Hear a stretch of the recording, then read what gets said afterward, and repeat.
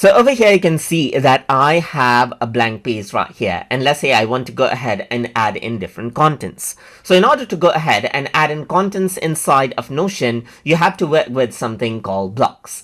So over here you can see that I have a blank page, and if I want to add something, I can simply hover around onto the left hand side and click on the plus button. Then you can choose from different blocks right here, like image and table and so forth right here, and just like this you can insert out a block right here.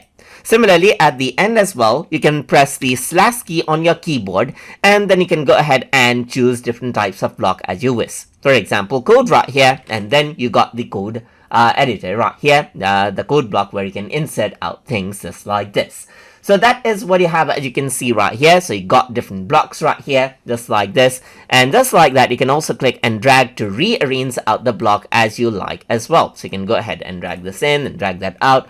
And that is what you have. And that is how you can go ahead and add in different blocks inside of Notion as you like, in the pages as you like. So hope you guys learned something as always.